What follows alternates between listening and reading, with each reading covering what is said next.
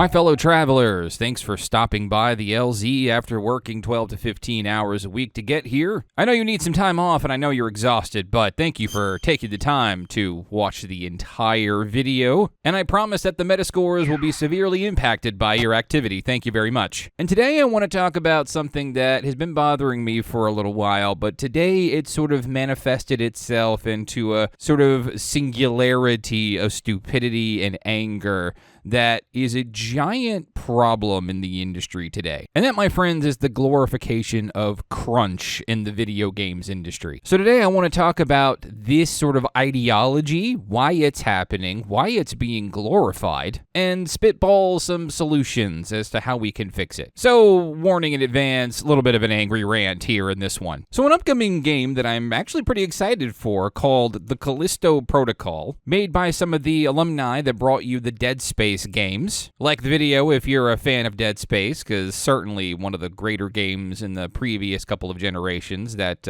will always be memorable to me. And sort of tangentially related to this, that's not a word. Anyway, you know what I mean. One of the major creators, Glen Schofield of that studio that had since moved on to Activision to work on Call of Duty for a few games before moving on to create his own studio, which is now bringing you this sort of spiritual successor to Dead Space that is called the Callisto Protocol. Not to take the wind out of the studio's sails, the game looks pretty legit. Pretty much anything that you would expect of a sort of spiritual successor to Dead Space. But a shocking sort of revelation out of left field from Glenn on Twitter today. He tweeted showing, "I only talk about the game during an event. We are working 6 to 7 days a week. Nobody's forcing us. Exhaustion, tired, COVID, but we're working. Bugs, glitches, performance fixes, one last pass through audio, 12 to 15 hour days. This is gaming, hard work, lunch, dinner working. You do it 'cause you love it." So my fellow travelers, when's the last time that you worked a 12 to 15 hour day for a job that you absolutely love and nobody forced you to do it? Comment below. Would love to hear from you on that one because even in the salaried role that I currently work, nobody has ever asked me to do that.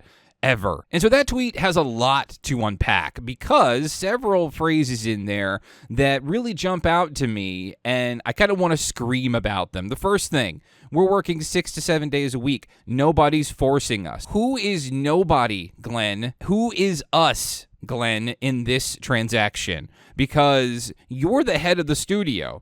So you're almost saying that you're proud that your staff is working like this. And for some reason, I don't get the sense that if you surveyed your entire studio right now, that they would come back and gleefully say that they appreciate working 12 to 15 hours a day, 6 to 7 days a week. I'd like to see the results on that survey, Glenn. Now, sure, I'm not a developer. I don't work for any studio, and sure, if I knew how to code and do artistry and do all the fun things in the gaming industry, I would certainly love to work in the industry if it wasn't such an underpaid, undepreciated mess that we constantly see in the news about toxic work culture, the very thing that Activision is being sued into the ground for right now by the state of California. A couple of other things: exhaustion, tired, COVID, but we're working. So you're exhausted and you're working through a pandemic, even though some folks would just love to tell you that the pandemic is over when we have about 600 average daily deaths a week. And on average, I don't think it's over quite yet. 12 to 15 hour days, sure, that's nothing. And then that last sentence there, this one just lights a fire in me that I really have to talk about. You do it because you love it. This is when you work here, you are with family kind of cringe. I have never once worked for an employer where I felt like, or even tried to be like, I was family. Sure, I got some friends and acquaintances that I worked with, but I've never felt like, thank goodness I'm here at work with my family. Now, I get it. These folks, they're in the trenches, right? They're working very hard, spending years developing a passion project. Kudos to them. And if they genuinely love that, that's fine. I hope that they get a lot to show for it when it launches. But again, I ask viewers of the LZ, when is the last time you've put in more than 8 to 10 hours in a day and then felt like you could just continue on for another 5 hours, especially in something that's exhausting like the food industry, etc. People have died crunching on games in this industry. And to me, I know it's a little hyperbolic, but to me, there's very little difference between dying at a computer and dying in an Amazon warehouse of exhaustion. At some point, something just gives up. Now, I'm not here to discourage your support for the Callisto Protocol. I'm not here to say that I want to take the wind from the sails of this industry. As a matter of fact, Glen's tweet is not the only thing that burns me up about this particular interaction, but rather the responses that come along with it. Now, the tweet has since been deleted because Glen had a moment of clarity shortly after Jason Schreier tweeted about it, so undoubtedly Jason is reaching out anonymously to to employees of Glen's studio currently, asking them, how do you really feel about the sentence, you do it because you love it? I don't imagine they're going to get the replies that Glen thinks that they're going to get. But really, the title of the video is The Glorification of CRUNCH in the Video Games Industry, and it's not so much Glen's tweet that's just problematic.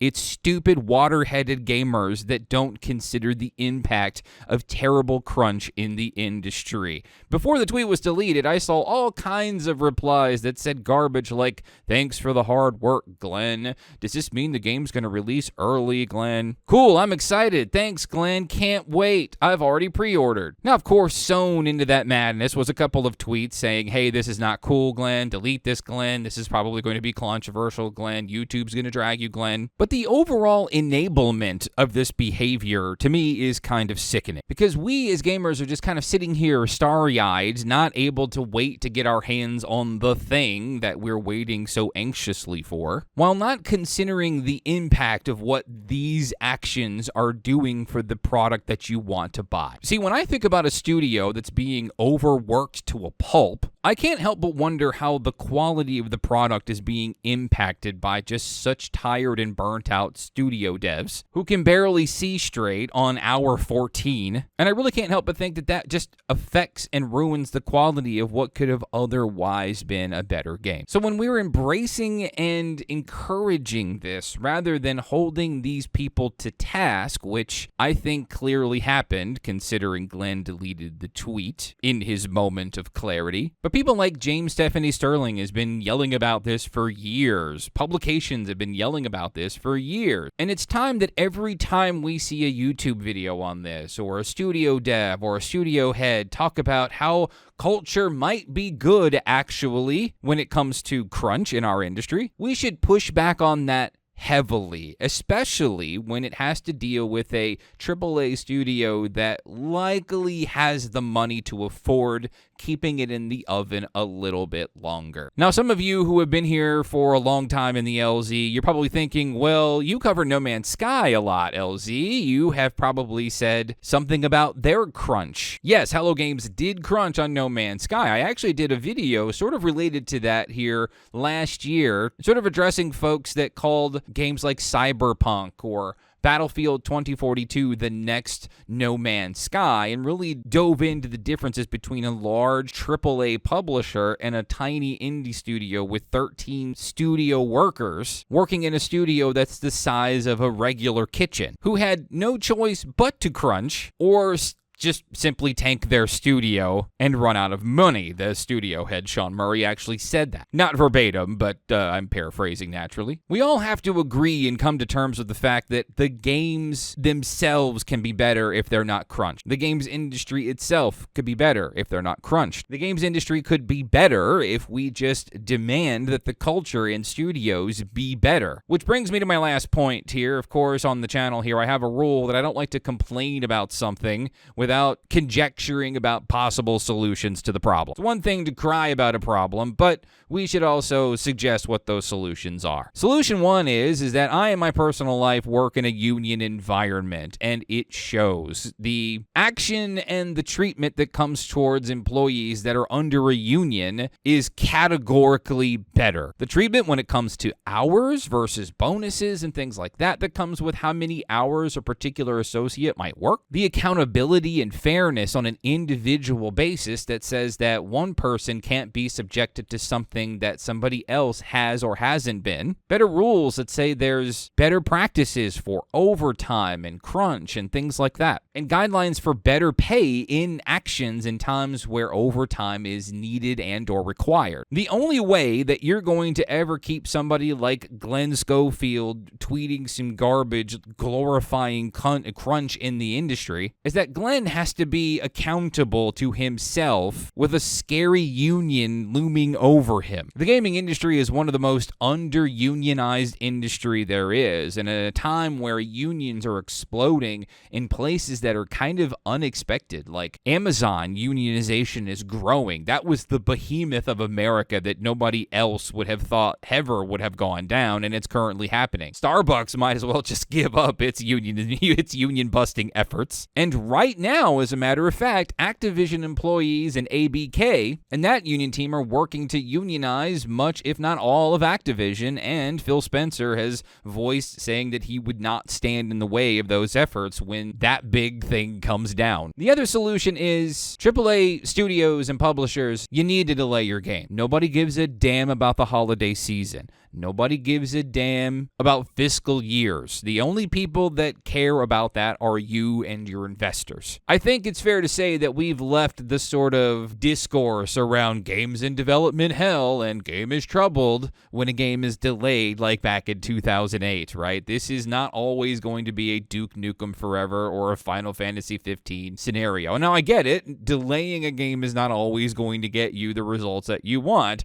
Those two examples, like Duke Nukem Forever and Final Fantasy 15, kind of are the antithesis that you can delay a pile of crap all you want to, but you can still release a pile of crap. Duke Nukem Forever was just a mess, and Final Fantasy 15 was sort of like an underbaked baked potato where they sort of sold you the toppings, the sour cream and the chives and the bacon and the cheese on the side, right? You got to buy those if you want the full baked potato experience, right? Sort of underwhelming, but there has to be less fear of delaying games, and investors really just aren't willing to move on that. Well, I guess our stock price is gonna take a hit if we delay this game, but I gotta admit that the player base is sort of guilty in this too when we fail to say, you know what, that's great that this was delayed. Take all the time you need. Just make the game good. We need to say that more often. We need to encourage developers to delay their games when they're not feeling confident in the quality of their vision. I get that this is not always an option for everyone if you can't simply afford to delay your games, but when we compare studios and giant